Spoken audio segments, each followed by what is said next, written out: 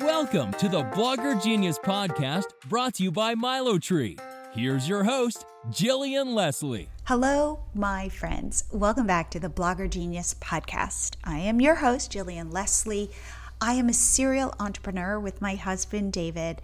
I'm a business coach, and as I like to call myself, a business translator. I break down what is working in online business so you can take these tips and use them yourself. Before I get started, I want to read my newest review on iTunes. I always get excited when I get a new review. So this is from Teresa, and she wrote, Jillian offers a wealth of relevant information. She raises the bar by consistently bringing expert guests in each aspect of online business. Listening to the Blogger Genius has proven to be time well spent in my busy schedule. Well, thank you so much, Teresa, for that interview. And if you are getting stuff out of this podcast, if it's helping you grow your business, the way to spread the love, please head to iTunes or Apple Podcasts. Please give it 5 stars. If you write a review, I might read it in one of my upcoming episodes, and I would be so appreciative. I really do get excited every time I see a new review. For today's episode, I'm interviewing Heather Sager. And what's interesting about Heather is she teaches people how to show up and speak live, whether that be at conferences, in videos, on Facebook. And we talk about how to do it yourself, because I believe in today's crowded market, one of the ways that you can separate yourself is if you're the person who puts your face out there. But it's not easy. It tends to be uncomfortable. We talk about this, and I don't know if you know this, but I have a Facebook group called the Become a Blogger Genius Facebook group. I would love you to come on over and join. I go live in there every Monday where I do a recap of my most recent episode. And when I first started, it was so hard. I felt so weird. And now I look forward to it. So if you want to come and see me go live, join my Facebook group and come on over on Mondays. If you can get good at this, it will really grow your business. So without further delay, here is my interview with Heather Sager. Heather, welcome to the show. Hey, Jillian, I'm thrilled to be here. Thanks so much for having me. Absolutely. I found you because you teach people how to show up and speak, how to show up on stage, how to show up on video. And I took your course on how to do it because I'm really leaning in this year to showing up live. And I have to say, I really liked it. And then I reached out to you and said, would you come on the podcast to help others really put their face out there, put themselves out there. So thank you for doing this. Of course. I love, that the workshop that you taught, it's called Lights, Camera, Rockstar. It was a little call from my audience who had that thing of like, how do I take that first step of speaking? How do I get comfortable getting on camera? Like, what should I even be looking at? It was just an idea at the time. And it turned out to be a really dynamic program that people are loving. Absolutely. And for this year, I recorded a podcast, which I will link to in the show notes, where I shared my big tips for building a business in 2021. And one of them is showing up, putting your face out there, getting people to see that you're a real person, that you're not hiding behind your blog, but that you're you, warts and all, and that people can connect with you. So that's really why I was like, I got to get you on my show, because if I'm teaching this, I need to bring an expert on. Well, I'm thrilled to be here to talk about it. Let's get everybody ready to start showing up on video today. Yeah, so let's talk about, first of all, let's just briefly, will you share your background and how you started teaching people this and getting people to show up? It's so funny because when I think about it, I would have never thought that I would be teaching people public speaking, let alone video. I was a super, super shy kid growing up, but just like any of us, how we fall into what we do, when we look back, there's a perfect sequence of events that goes, oh, this is exactly what I should be doing. And so for me, my start at public speaking was in the nonprofit sector, where my family and I formed a nonprofit organization in honor of my mom, who lost her life from cancer when I was a teen. And we started a nonprofit that was all around educating people in the specific realm of cancer treatment, which was holistic treatment at the time. Nobody was talking about it and there was no information available. So we're like, people need to talk about it. So we started this nonprofit because there wasn't a voice or there wasn't any light shown in that realm. And if we would have had more education, I mean, we don't know how the outcomes would have been different. So I started my world of public speaking out of sheer necessity and sheer drive to help other people. And what that stemmed in was a career where I worked at an organization for 10 years, where I ended up working with medical practitioners and business owners on how to do high-end sales, how to lead their teams, how to communicate in a way that created a really great culture and really good outcomes. And I did that for so long that I realized that the thing that I loved most and the thing that I was the best at wasn't the running the teams or all the business corporate things. The thing that I loved doing was when I got to go on stage and actually talk to people and get them excited about the thing I was teaching. What I was teaching, it didn't really matter. It was just the ability to see somebody's eyes light up when they're like, that's how you do that. That's how this could happen in my world. So I fell in love with it and I left the corporate world and decided to start my own business. Quite frankly, I had no idea what I was doing. I wasn't a full-time speaker, so I felt like, what can I teach people? But I'm a student of understanding how things work. And I figured if I can teach other people the strategies behind the speaking, I could help them be more successful using it in their business. So left the corporate job. And now what I do is I specifically help coaches, course creators, bloggers, service providers use their voice on video or any kind of virtual stage to bring more awareness for what they do, to connect with people and to drive sales in their business. I love that. Okay, so let's talk about connection. The thing that I think is so powerful about video is that it is a way to connect that you can't necessarily do through the written word in a blog or even in photos. There's something, like I'm looking at you right now and I feel like we're friends and I feel like I get you and I know you and like we're kind of having like virtual tea together. So how do I, especially let's talk about people who don't have a lot of experience in this, how do I get there? How do I feel that? What is it that makes me feel that connection to you? And how do I create that when I am, let's say, going live or doing video and making YouTubes and that kind of thing? What are your thoughts about that?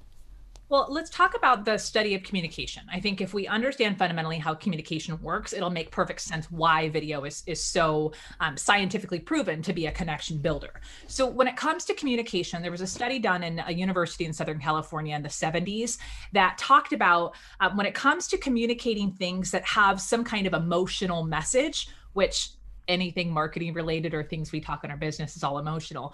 When it comes down to it, communication has three parts. Part number one is the words we communicate. Part number two is how we say those words. So our pace, our inflection, our pause, our volume, those kinds of things. And then number three is our body language. So everything that we're saying when we're actually saying nothing at all. So my eyebrows, the furrowing when I got really concentrated with my facial expressions, the gestures I make with my hands, just whether or not I'm open with my body or I'm crossed arms and closed. We communicate to people all the time. So thinking about this as bloggers, when we are focused on our words only, we are leaving the other parts of communication to interpretation by the reader. So it depends on how they're perceiving our words. They apply the rest of the puzzle. When we have the ability to communicate with our voice and then also with video, we get to bring all the facets of communication to the party. And here's the interesting thing. Those three facets, they are not equal weight. When it comes to it, think about it like those three pieces are like a pie. If you were looking at a pie chart, 55% of what we communicate is the non-verbals, the body language. 38% of what we communicate is how we say the words, leaving only 7% the words. So if as a blogger, as a writer, you have a really important message on your heart, and part of what you communicate is emotion, and you can only do so much with the words. But at the end of the day, you're leaving the interpretation to the reader, which is beautiful, but also sometimes we want to bring our heart with the words. So I think video is a unique way for you to bring your voice, bring your personality, bring your perspective into the world in an environment where people get to see more of you and get to know your personality. And that's where true connection is created. what if I feel uncomfortable doing video because I feel like somehow my personality is not going to show because I'm worried that you're going to judge my hair or you're going to, I don't know, and I don't know what to say. And this is a really big hill to climb. What do you say to people? It is. I think if I were to meet someone who's never done video and they weren't asking that question, they weren't uncomfortable, I would think that they were a little crazy town. Video is not a natural thing. So Amen. Amen. Yeah, yes. Introvert, extrovert, it doesn't matter. We all have a natural ability. It's built into us as humans that when we're in front of another person, we know kind of the standard norms around communication. We can pick up on people's eye contact. We know how to nod along. We know how to communicate for the most part. But when you take away the immediate feedback of that other person and instead insert this little black box Logitech thing that's staring at me right now, we're like, wait, what do we do? Because the normal social construct of communication is gone. And instead we're staring at a piece of plastic. So it's no wonder that we feel uncomfortable. Of course it does. I just read for the second time, Charles, it's the Habit. Power of Habit. Yep. And Charles Duhigg, I can't remember what his last name. I don't know how to pronounce his last name. Yes. Okay. So good. But I think about this, right? When he talks in the book about habit, you have a cue or a trigger, and then there's some kind of like habit, and then there's the outcome. And I think about when it comes to communication, we're used to certain things happening. If we say something, we're used to seeing a reaction in someone's face. If we smile, we're used to being like, oh, somebody else will smile back. And I'll give you a weird example of this. When I travel, I'm a West Coaster. When I travel to New York and I walk through New York and I smile at people, I'm like, what's wrong with these people? Because my natural cue, smile at people, I expect someone to smile back, and they don't. Cultural normative, that's not normal in New York City, evidently. So thinking about that, when we're taken out of context around what we tend to expect in communication, things get weird and we start wondering, am I doing something wrong? Do they like me? Do they know me? I have a hearing loss. And I struggle being able to hear people. I have a severe hearing loss and I wear hearing aids. So when I'm in different situations and I can't fully understand what people are saying, I immediately put up a wall and get disconnected. And I rely on the nonverbal cues to fill in the gaps. But my whole life has been trying to figure out, like there's always been something missing that I can't ease into the normal conversation because I can't actually hear. So Similar to you, I love Zoom because it's like in my ears, I can hear you right now. It's wonderful. And I don't have to second guess. And I think the camera is creating that same discomfort for us. So I think just normalizing it and say, it's not a normal thing to talk to a plastic box. It's okay. It doesn't mean that we're not going to do it. It just means we're going to expect a level of discomfort that we have to push through. I love that advice. And it's funny, whenever I talk to people who do Facebook Lives all the time, like they say to me, it's still weird. Like, yes, you get better at it. Yes, it is a muscle. Yes, it becomes kind of like, okay. But this one woman said, every time I'm about to press my phone and go live, I get that moment of like, ugh, do I really want to do it? But she's good at pushing herself to just do it. So I do think there is a little bit of like, even when you're a pro at this, you do have to push yourself off the cliff and just do it.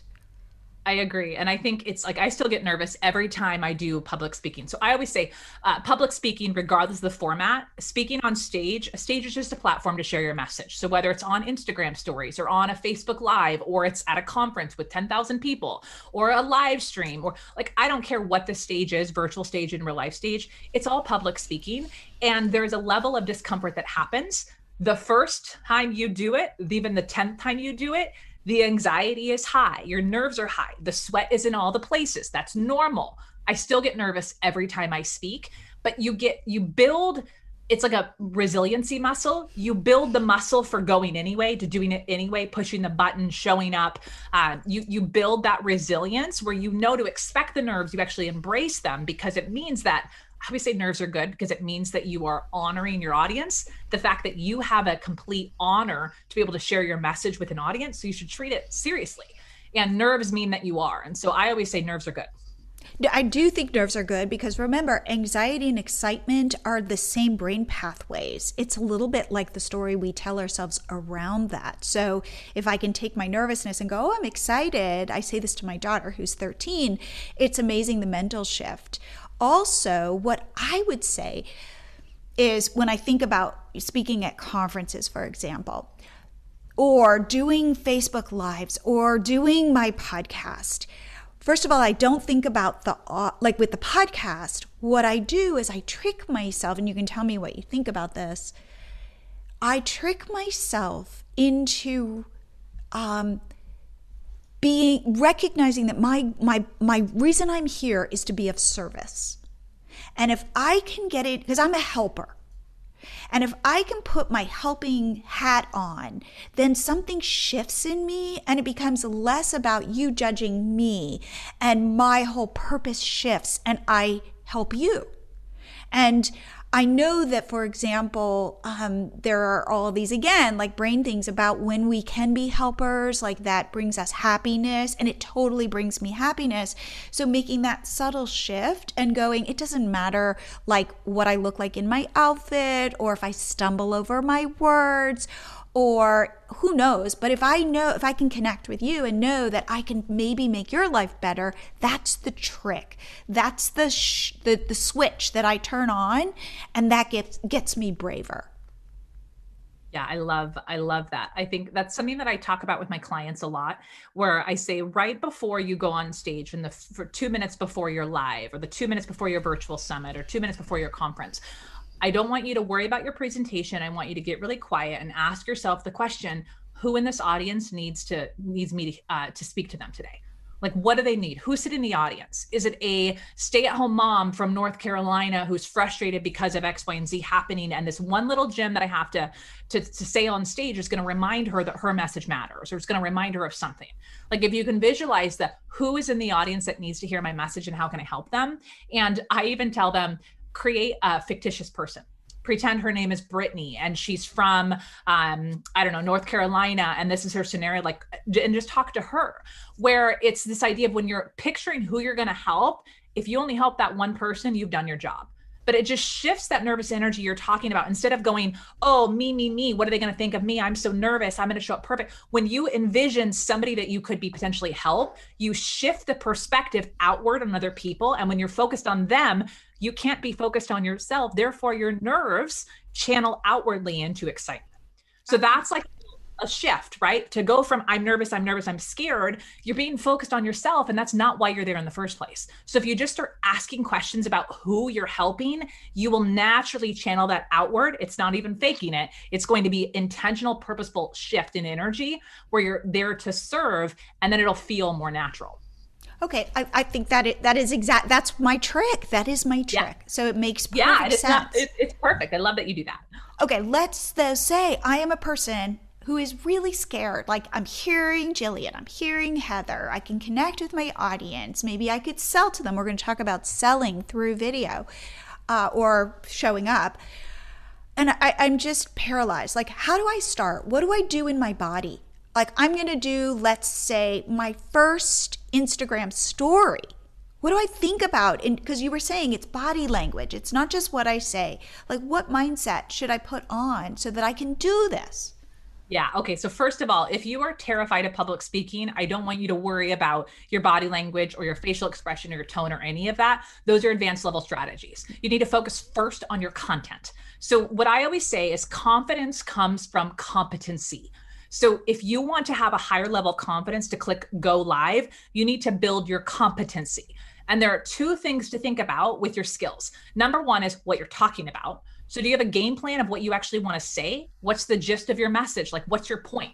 Don't just click go live and think that an epiphany or a TEDx style talk is going to come out of your mouth. Like, let's not be crazy, right? You need to have a plan. What are you going to talk about? What's the goal? What are the talking points? So that's one level of competency, is your content.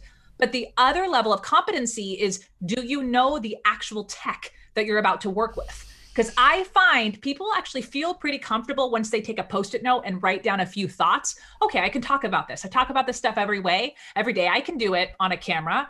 But where they get hung up is they don't actually know what happens on a Facebook Live once they click the button. Or on Instagram stories, what the heck happens once I push the thing?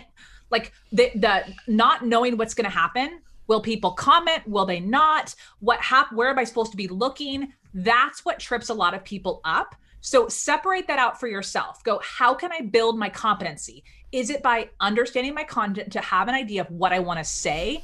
Or is it getting comfortable with the technology platform so I don't feel like a total fish out of water? Just a little out of water. Do you want to know how the pros do it? Those really successful bloggers making 6 and 7 figures? Well, grab my new cheat sheet. It is called the 5 Secrets Successful Bloggers Already Know to Grow Their Businesses. We work with bloggers. We see what's working. We are bloggers ourselves. Get this, print it out, put it on your desk, and then when you are deciding what areas of your business to work on, this can be your guide. To get it, head to milotree.com/secrets. Super easy. milotree.com/secrets. I wish I had this when I was starting out. And now, back to the show. Could we talk about what to expect? So let's say if we were to look at Facebook and we were to look at Instagram. If I were to say go live on Facebook, what do I do? Like, do I wait for people to show up? Do I just continue? Do I start by saying who I am and what my value is? Do I lead with something catchy so I catch, ooh, that's interesting. Like, what are your thoughts? So I'm going to say yes, all of the above. There's no perfect recipe for a Facebook Live. And I know people want but what do I say this and that? I'll give you a recipe that you can use. But let me tell you, you don't need to follow it to a T. You have to figure out the right rhythm for you. Here's what I would recommend. You need to start by streaming live to get comfortable with the platform. So I would this is my recommendation for anyone. Let's get tactical for a moment. Create a group for yourself and invite one other person that you know and trust. So if you have a business colleague that you talk often about, or maybe people in a Facebook group you're already in that also want to practice, create a closed private Facebook group that's limited to number of people, just you and a friend or you and a couple friends, and use that group as your testing ground to go live. So that way you can actually see what happens when I push the button. What do people see? Oh, wait, where would I put a title? Okay, where would I see people's comments? How would I even engage them on that? Just create a group to test it and practice. That would be my first tip. Side note, we're talking about going live in general. So let me just bring up Instagram, the equivalent here. I just got this brilliant tip from Tyler McCall, who teaches Instagram strategies. Just had him as a guest on my podcast here recently. And he said a great tip is to create a private Instagram profile. So a second profile for yourself, but mark it private, and go live from that one to test out the platform. If it's private, you have no followers, therefore nobody can see it. So you can go live, test all the things in Instagrams, but nobody can see it. So that would be rule number 1 for anyone. If you want to have a safety net, if you want to get more comfortable, set yourself up in one of those 2 platforms to test it out. So that's part number 1 on the competency tech side. Going back to what you asked, which was, okay, on a content piece, what's the first thing out of my mouth? You get to decide. So there's 2 schools of thought, which, by the way, if you want to go deeper on this, I have a whole podcast episode where I talk about the different Facebook Live formats. But you got to know 2 different ways you're going to focus on. Are you doing a Facebook Live that's specific to engagement? Like, are you there to answer people's questions and chat with people? Or are you there to deliver information? They're not the same thing. And I recommend anyone who has a small following who's just getting started with Facebook Lives, do not go live on Facebook with the expectation for people to talk with you, because chances are no one's going to show up, and that's okay. Or you're going to be you're freaked out what question is going to come. Don't even try that format right now. Focused on the delivery one, that bucket number 2. Or treat it like a live presentation, essentially, where you click go live and have a mini presentation prepared that's 2 minutes, 4 minutes, I don't really care, but you're just getting out those nerves to deliver it. Because the beautiful thing about Facebook Lives is, sure, it's live and people can engage, but the great part is it lives on in your feed.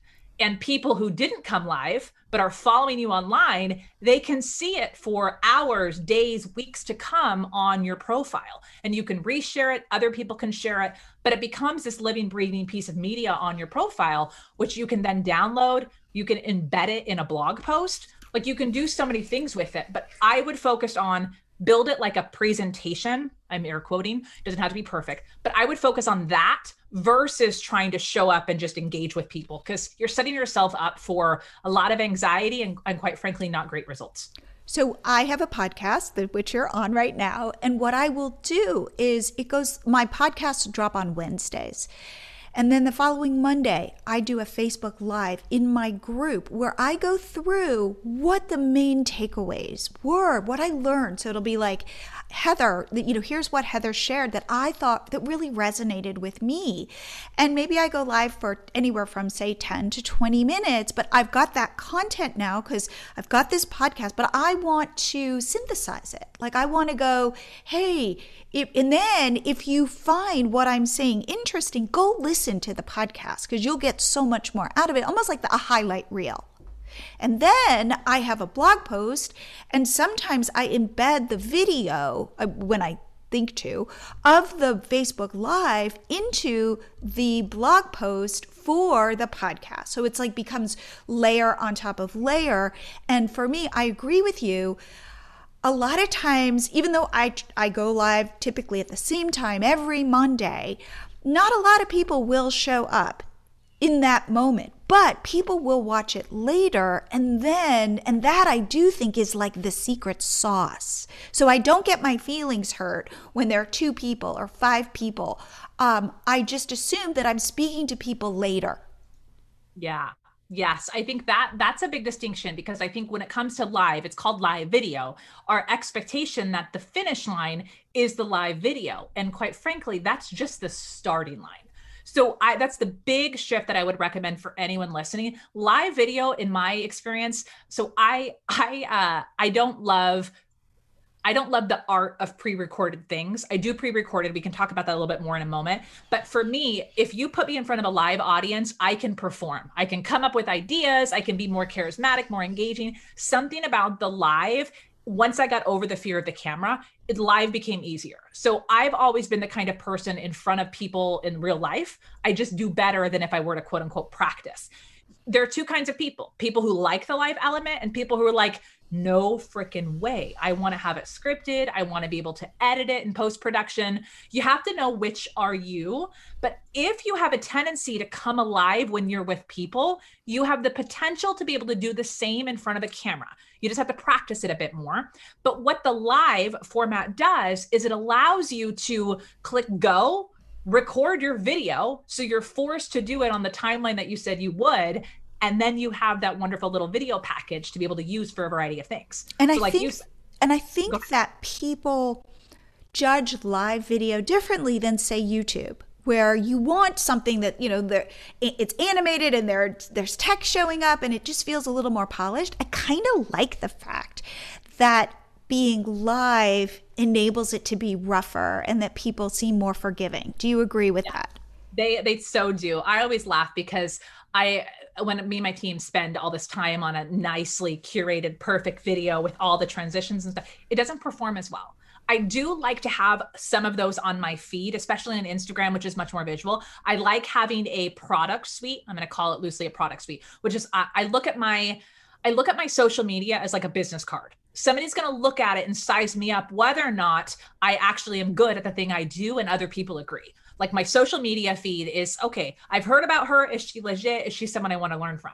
So I have a more high-end brand. I work with, I call them aspiring celebrity clients one-on-one. My program, it's not cheap. I don't go after the low-end market. So I need my positioning online to be a little higher end. So I need to have some of the more high production video in my feed to represent my brand.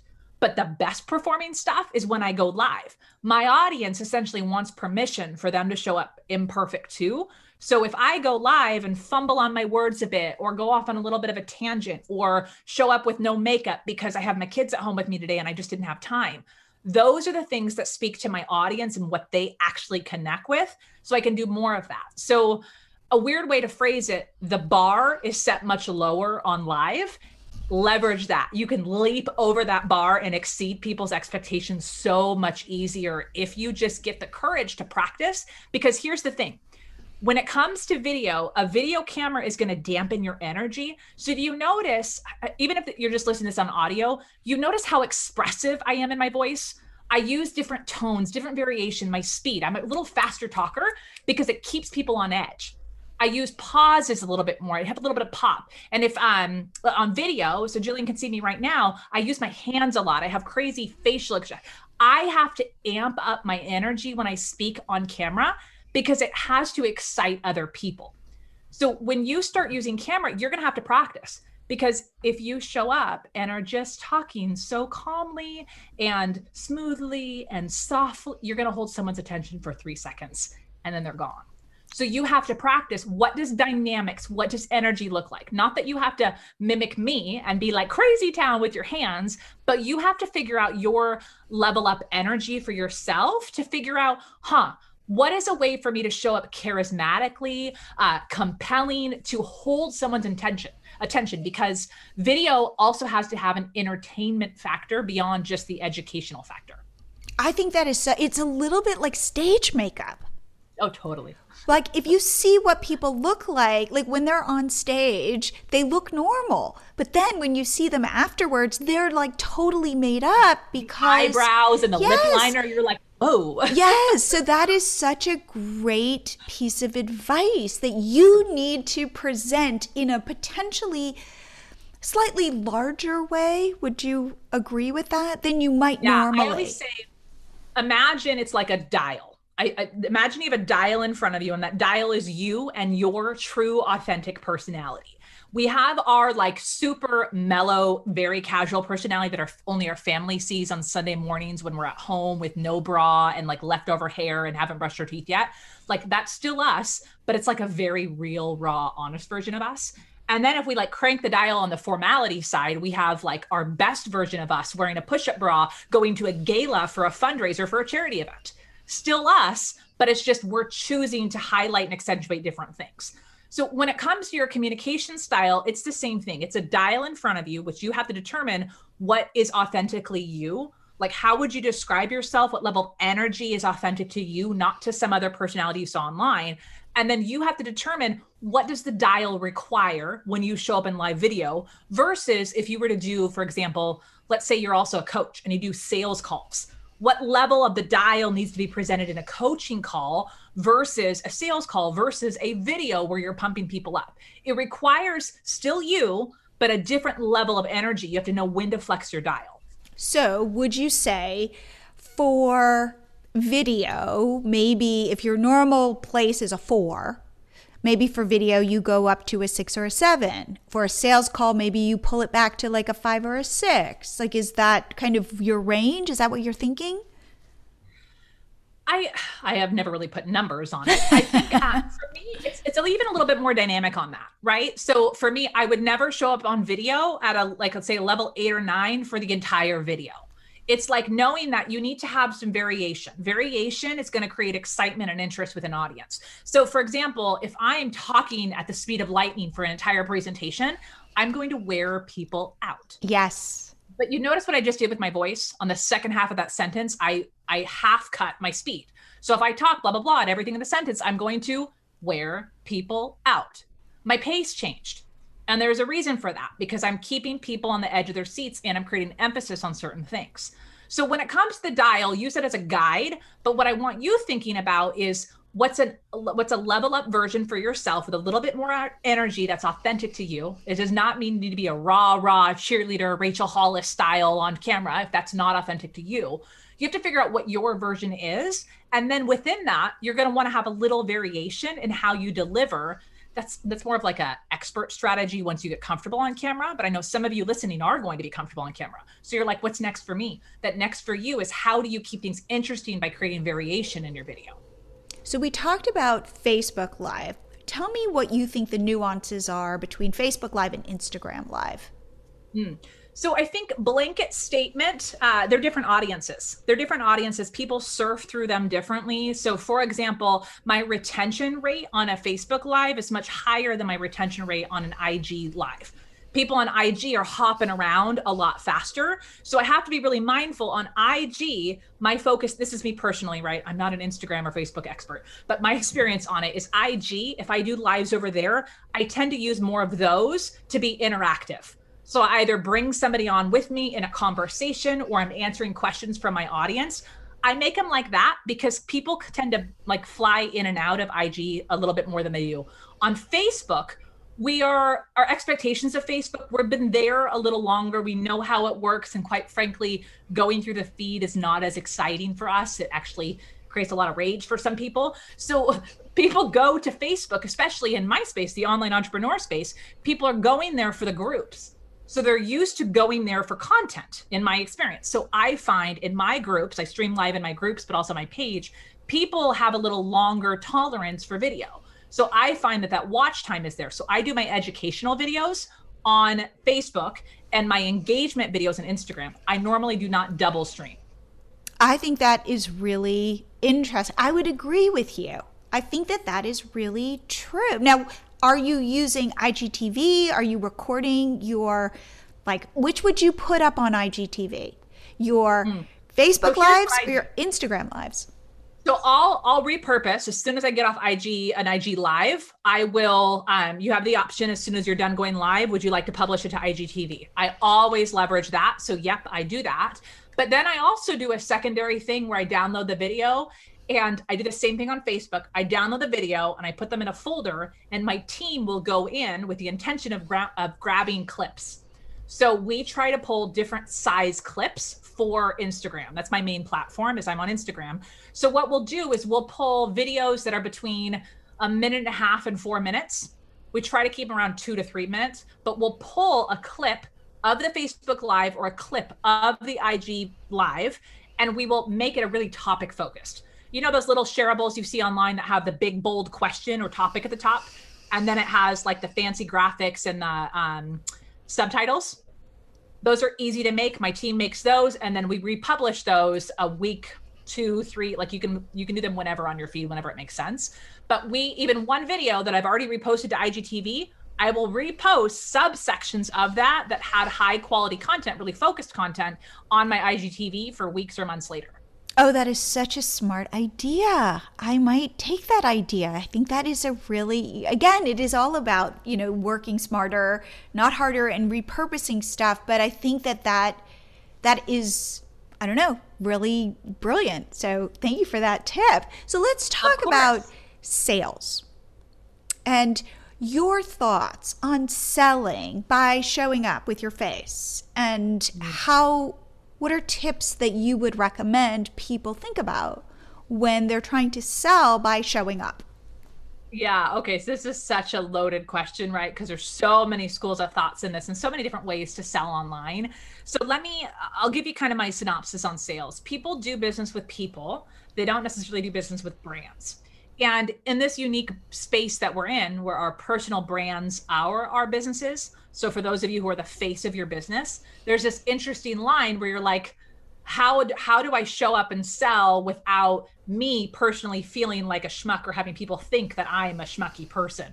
So I always recommend people first and foremost, explore their own relationship and reaction to sales, because you bring your baggage to your platform. So if you're uncomfortable with sales, if you're uncomfortable with selling or being sold to, you're going to bring that baggage with you, regardless of somebody else's perfect script. So first, you got to gut check and say, am I turned off by selling and why? So you can explore that a bit more, because you have to be able to show up fully present. So I run with the school of thought where I don't outwardly sell by pushing my products and programs. I sell by demonstrating what I do and make it very clear what I have to offer, and also make it very clear that what I have to offer is not the right fit for everyone. Those are central strategies that I lead within my messaging.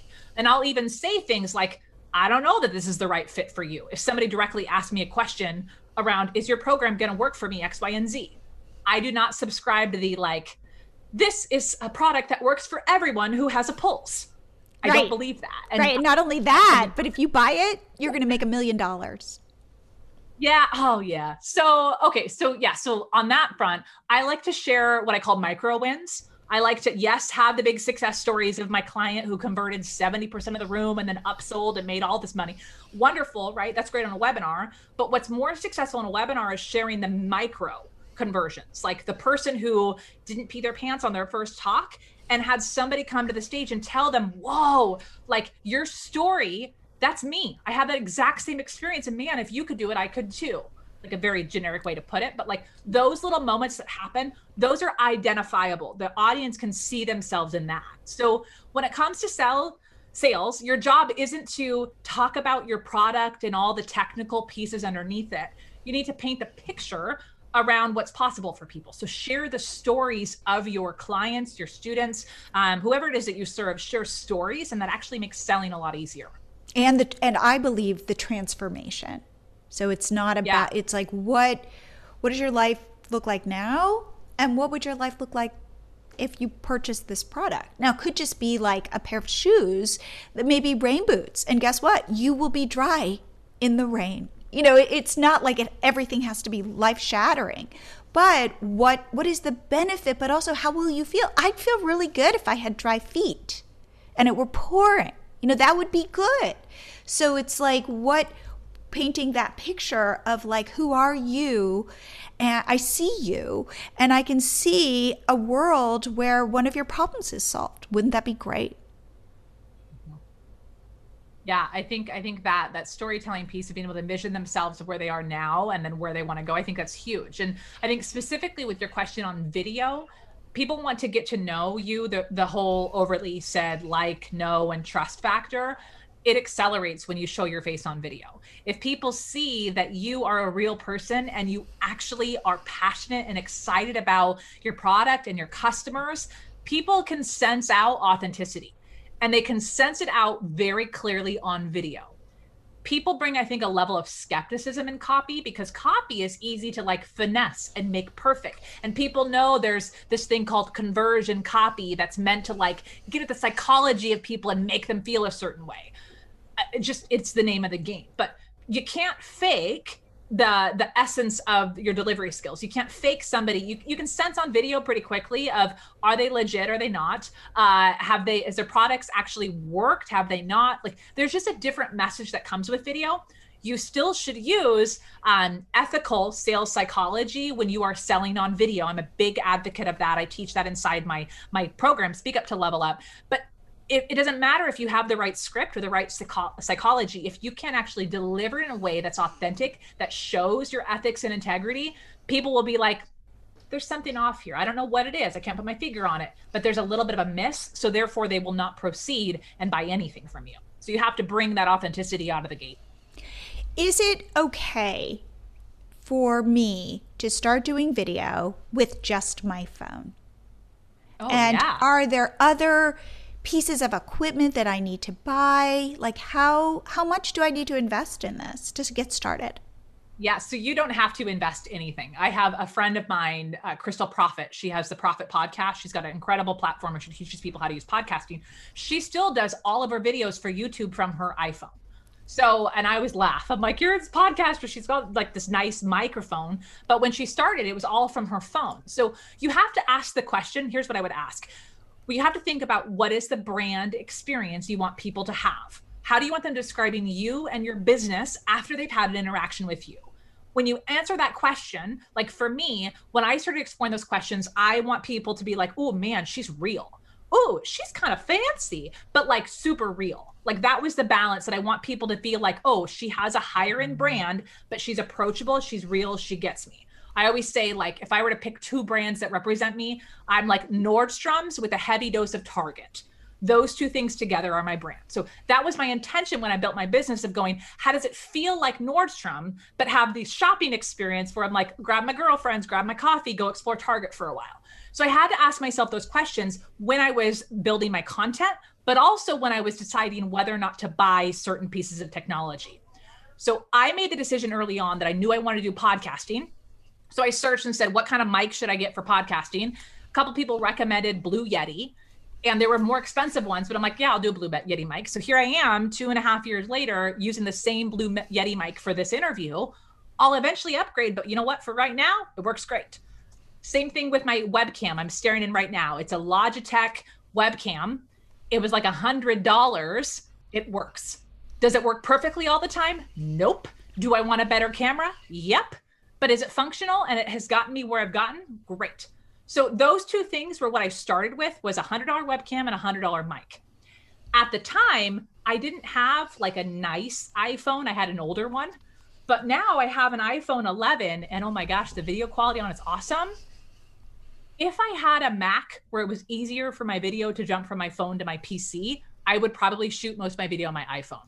I won't get in the nuances around it. I get very frustrated trying to get videos off my phone because I am totally not a tech person. So I don't use my phone for video, but if I was a Mac user, I totally would. But it all comes back to just choose the technology. The quality of the technology is not going to make you more successful. The quality of your presence and the quality of your content, that's what connects to people. So focus first and foremost on quality of presence and quality of content, then try to get fancy later. I love that piece of advice. You are so preaching to the choir. So for the audience, please don't let the technology get in your way. It's okay to show up with your phone. People kind of think, well, what I need to do is I need to invest in all this stuff before I could get started. And I say get started. And I love that you're the pro and you're saying get started. And the truth is, because I say this to myself too, like, okay, is it good enough? It's probably good enough. And like I have like my mic is probably about $100. If I invested in a mic that's $500, how much better is my podcast going to be? So marginally. Whereas like if I could get guests like you and have good conversations, like that is what matters. There are times even where the recording's not great. And I think, oh, the recording's not great, but the content is great.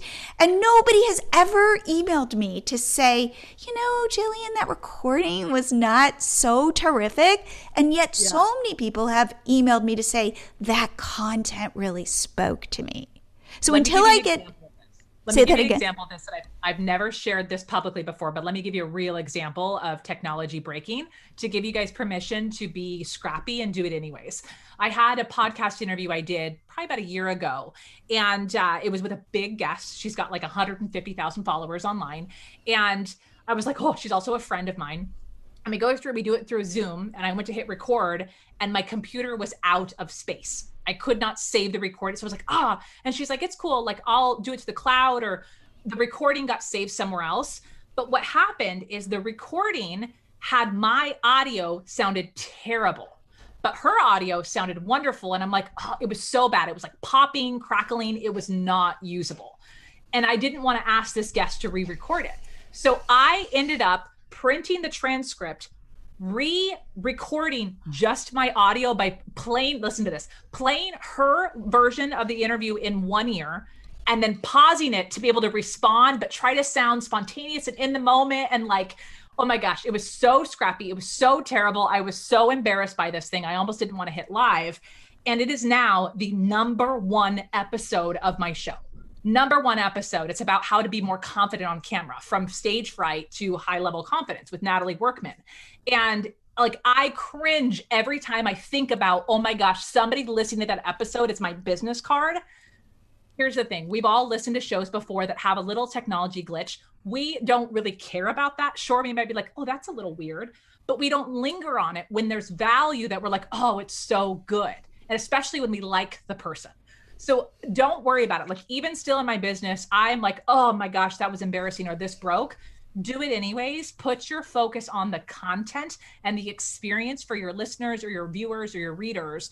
Put that as the first thing, and then let the tech stuff get fancy later. Or you could, there's always room for getting more fancy, but you have to get in the game before you can critique the game or get better at the game. I think that is such great advice. Well, Heather, this has been so enlightening. How can people reach out to you, learn more about what you do and the services you provide? Because I feel like you've really opened my eyes. You validated a bunch of stuff and you've given me a lot to think about. I'm so glad, Jillian. Thanks again for the opportunity to be here. I think for anyone listening today, you probably are in a couple different spots around how maybe you want to apply some of these things. So let's do this. If you head over to heathersager.com/free, there'll be a couple links for you there that you can figure out where to go next. So one of them, I mentioned my podcast today. You can listen to my podcast there. You can go deeper on some of the live things we talked about. You can listen to that hilarious episode that I can't believe I just told you about. It's all there. But there's also there access to my free Facebook group, which is the Influential Speaking for Online Entrepreneurs. So if you want a kind of a testing ground to talk about speaking, you can come join us in there. And then for those of you who are interested in leveling up, you have a little bit of a scared fear of what we're talking about today, and you're interested in what Jillian talked about around that workshop I did for getting like live on video. If you want access to that, just come over to Instagram and send me a direct message and just type like, Heather, I heard you on Jillian's podcast. Just send me a message there and I'll send you a direct link to snag that workshop. It's not published anywhere online right now. Nobody else could buy it, but I will send you a link to it if you'd like to do it. So on Instagram, I'm at the Heather Sager. I love that. Well, Heather, I have to say, this has been so terrific. Like really, you've given me so many things that I'm going to go take into my own business. So thank you so much for coming on the show. You're welcome. It's a pleasure. And I'm excited to hear how this helps so many people get brave and hit record or go live. There's going to be lots of good messages coming out from this. My biggest takeaway from this episode is that going live or speaking in public is weird. And something about embracing that makes it a little more comfortable. If you want to see me live, join my Facebook group, the Become a Blogger Genius Facebook group. I go live every Monday and I would love you to join. I'd love you to see what I'm doing. Also, make sure to grab your cheat sheet so that you know how to grow a successful blog. And you can get that at milotree.com/secrets. Seriously, use this to guide you. And I will see you here again next week.